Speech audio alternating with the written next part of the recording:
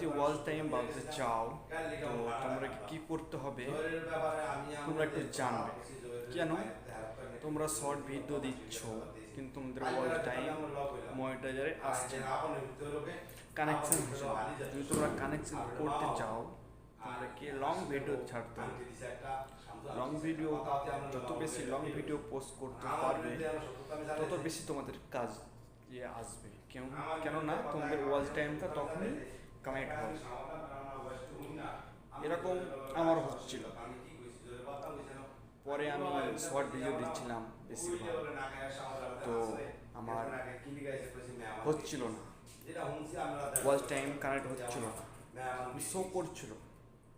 আমি বলতে গেলে কি মনিটাইজারে শো করছিল না।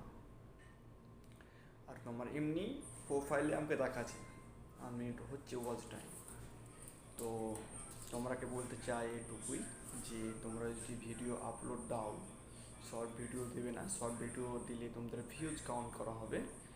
আর যদি তোমরা লং ভিডিও পোস্ট করো তো তোমার ভিডিও কেউ যদি দেখে 1 মিনিট অথবা 2 মিনিট, একটা ভিডিও যদি 10 মিনিটের বানাও অথবা 5 মিনিটটা বানাও, তো প্রতিটা মানুষ তোমার ভিডিওটা সম্পূর্ণ পরিমাণে দেখতে পারবে না।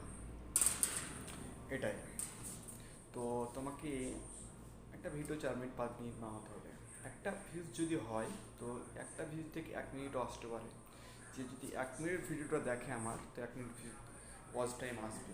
তো আমার কাছে আমি বলতে চাই এটা যে তোমরা যদি ওয়াচ টাইম করতে চাও তো তোমরা কি শর্ট ভিডিও দিয়ে কোনো ওয়াচ টাইম হবে না, তোমরা কি লং ভিডিও দিতে হবে আর পাবলিক করে রাখতে হবে সব কিছু, তাই তোমাদের ওয়াচ টাইমটা মনিটাইজারে নেওয়া হবে।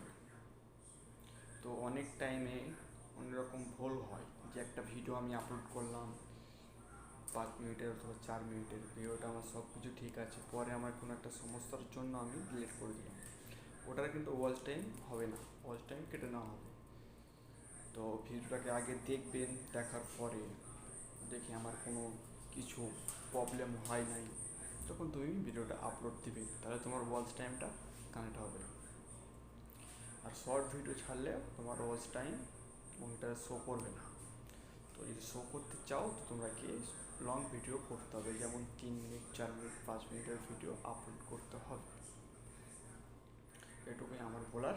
যদি তোমার ভালো লাগে তো একটি লাইক, একটি সাবস্ক্রাইবার দিয়ে যাবে।